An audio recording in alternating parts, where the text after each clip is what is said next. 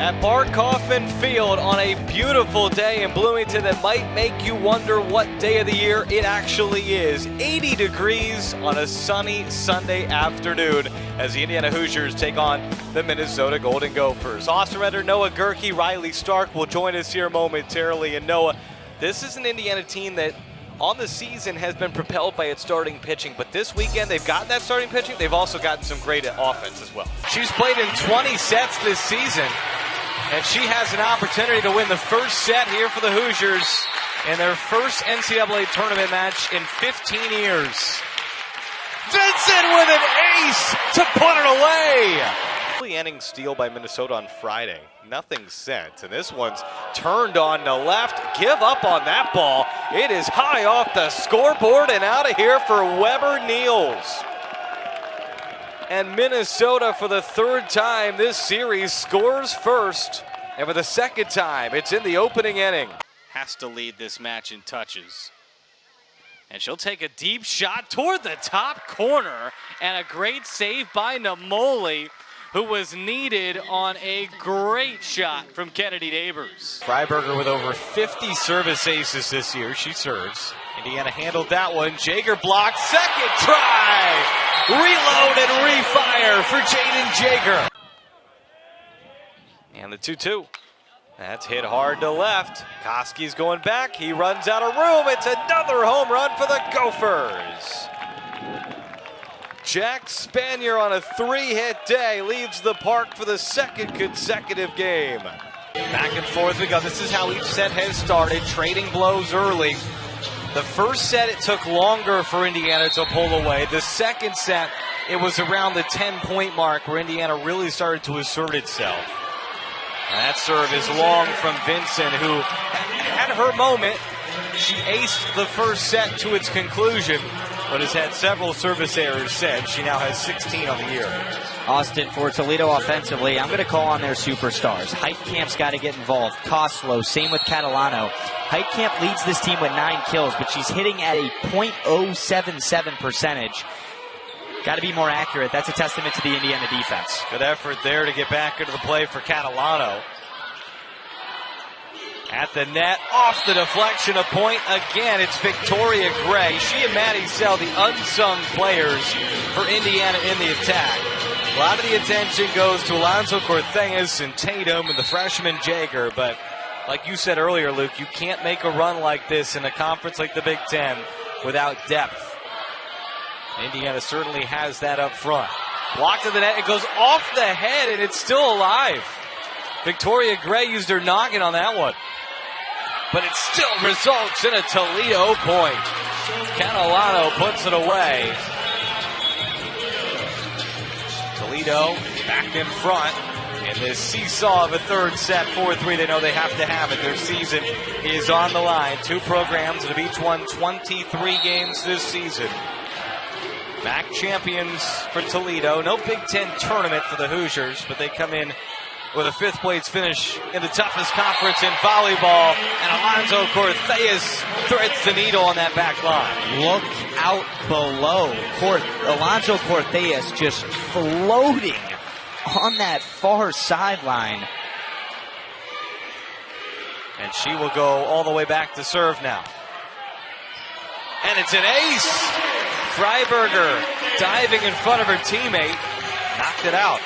And here's Will Moore, 270 on the year. He's been 2 for 9 in this series, a hit in each game. But he's an on-base machine. Typically a guy that can get on more often than not. Led the Big Ten in on-base percentage last season at .514. Had an unorthodox start to the series thus far. Hasn't drawn a walk or a hit by a pitch. The only time he's been honored by the 2 hits he's got. And he slices the first pitch foul, 0-1. That is a certainly a different look for Will Moore. He does have 16 walks on the season. With several. He set the Indiana freshman record for hit by pitches last season with 17. He's got 6 this year. Nearly wore that one on the inside. Last year he had more walks than strikeouts, but thus far in the series he's got 4 strikeouts in just the 9 at-bats he's got. It's been a higher strikeout season for Will Moore. He's got 21 of them on the year. Here's the 1-1. And he's ahead in the count. Cruzon, 4.08 ERA. He's allowed 8 earned runs in 17 2/3. Opponents are hitting just 183 on Cruzon this season. Junior from Highbridge, Wisconsin. And 2-1.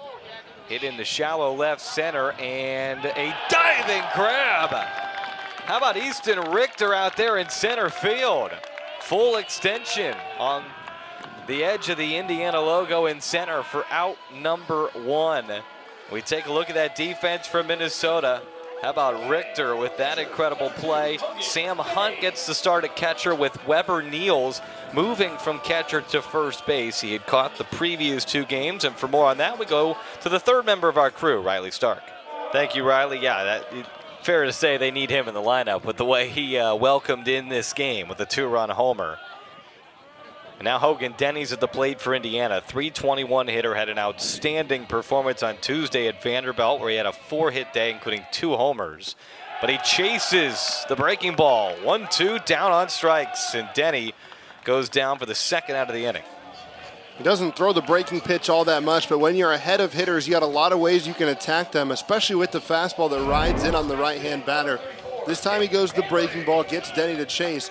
You got a lot of room to work, and Cruzon's looked impressive thus far. It's a beautiful pitch. Looked like a strike for a long time before the floor fell out from underneath it. Here's Jake Hanley.